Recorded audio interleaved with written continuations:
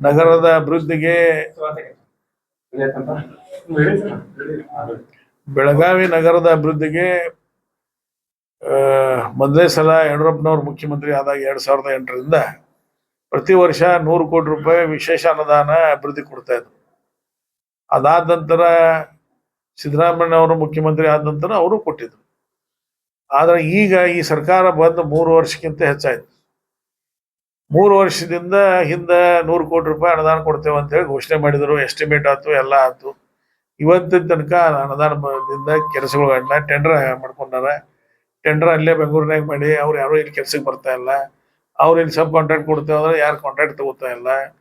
ಹೀಗಾಗಿ ಯಾವ್ದೋ ಸರ್ಕಾರ ಇದ್ರೆ ಒಂದು 5-6 ತಿಂಗಳಾಗ ಅಭಿವೃದ್ಧಿ ಕೆಲಸಗಳು ಪ್ರಾರಂಭ ಆಗ್ಬೇಕು. ಇವತ್ತು 3ನೇ ಕಂತು ಬರ್ಬೇಕು ನಮಗೆ. ಖರೆ ಅಂದ್ರೆ 100 ಕೋಟಿ ರೂಪಾಯಿ 3ನೇದು ಬರ್ಬೇಕು. ಪ್ರತಿ ವರ್ಷ 100 ಕೋಟಿ ರೂಪಾಯಿ. ಮೊದಲೇ 100 ಕೋಟಿ ರೂಪಾಯಿ ಕೆಲಸ ಪ್ರಾರಂಭ ಆಗಿಲ್ಲ. ಈ ಕೆಲಸ ಪ್ರಾರಂಭ ಇನ್ನೂ ಆಗಿಲ್ಲ. ಇನ್ನು ಯಾವಾಗ ಆಗ್ತೈತಿ ಯಾರಿಗೂ ಗೊತ್ತೇನು. ಮುಂದಿನ ಚುನಾವಣೆ ಮುಗಿದ ನಂತರ ಆಗ್ತೈತಿ. ಅದಕ್ಕೆ ಈ ಸರ್ಕಾರ ಎಲ್ಲಾ ರಂಗದಲ್ಲಿ ವಿಫಲ ಆಗಿದ್ದದ. ಇದು ಒಂದು ಉದಾಹರಣೆ.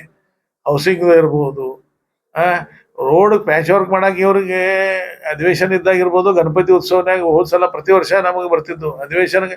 ಯಾವ್ದೋ ಸರ್ಕಾರ ಇದ್ರು ಅಧಿವೇಶನ ಬಂದಾಗ ಒಂದು 10ರಿಂದ 15 ಕೋಟಿ ರೂಪಾಯಿ ಕೊಡ್ತಿದ್ರು.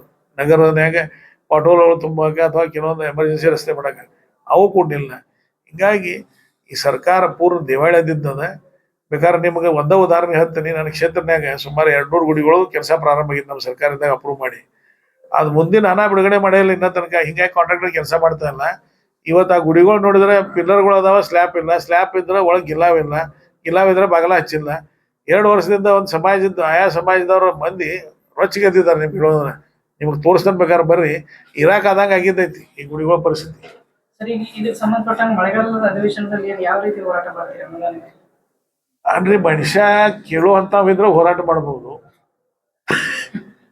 ಕೇಳುವಂಥ ಸರ್ಕಾರ ನೋಡೋಣ. ಈಗ ಹೊಸ ಮುಖ್ಯಮಂತ್ರಿ ಆಗಿದಾರೋ ಏನು ಪರಿವರ್ತನೆ ತರ್ತಾರೇನ. ಹೋರಾಟ ಎಲ್ಲ ಅವ್ರಿಗೆ ಪ್ರಶ್ನೆಗಳ ವಿಧಾನಸಭೆ ಒಳಗೆ ಯಾವ ರೀತಿ ಪ್ರಶ್ನೆಗಳ ಮುಖಾಂತರ ಸರ್ಕಾರವನ್ನು ಎಚ್ಚರಿಕೆ ಮಾಡುವಂಥದ್ದು ಮಾಡ್ತೀವಿ. ಅದು ನನಗೇನ ಆಶ್ಚರ್ಯ ಐತಿ. ಈ ಸರ್ಕಾರ ಅಭಿವೃದ್ಧಿಗೆ ಒತ್ತು ಕೊಡ್ತೀವಿ ಅಂತ. ಅಲ್ಲ, ಅನುದಾನ ಇಲ್ಲ. ಮತ್ತೆ ಸರ್ಕಾರನ್ಯಾಗ ಹಿಂದಿನ ಸರ್ಕಾರ ಏನು ಅವ್ರು ಇದ್ರಲ್ಲ, ಒಬ್ರಿಗೊಬ್ರು ತಳೆನೇ ಇಲ್ಲಾಗಿತ್ತು. ಯಾರ ಮಾತು ಯಾರು ಕೇಳ್ತಾ ಇಲ್ಲಾಗಿದ್ರು. ಆ ಪರಿಸ್ಥಿತಿ ಇತ್ತು.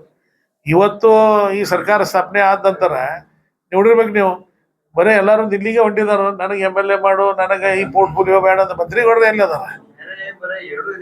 ಅಲ್ಲ, ನೆರೆಗೂ ಇಲ್ಲ, ಬರೆಗೂ ಇಲ್ಲ, ಹೊರೆಗೂ ಇಲ್ಲ. ನೀವು ಬರೀ ನೆರೆ ಹೊರೆ ಅಷ್ಟೇ, ಬರೆಗೆ ಯಾರಿಗೂ ಇಲ್ಲ. ಅವ್ರ ಪೋರ್ಟ್ಫೋಲಿಯೋ ಚೇಂಜ್ ಮಾಡ್ರಂತ ಅವರು ದಿಲ್ಲಿಗೆ ಅಡ್ಡಾಡದಾರ. ಕೆಲವೊಂದು ಮಂದಿ ಮಿನಿಸ್ಟರ್ ಅದಾರ, ಏನು ಸಂತುಷ್ಟ ಅದಾರ. ಅವರು ಪೋರ್ಟ್ಫೋಲಿಯೋ ಚೇಂಜ್ ಮಾಡಕ್ಕೆ ಅಡ್ಡಾಡಂತರು.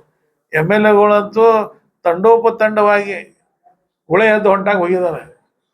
ಕರ್ನಾಟಕನಾಗಿಂದ ಅಳ್ಳಿದ್ದ ಗುಳೆ ಎದ್ದು ಹೋಗ್ಯದ ದಿಲ್ಲಿಗೆ.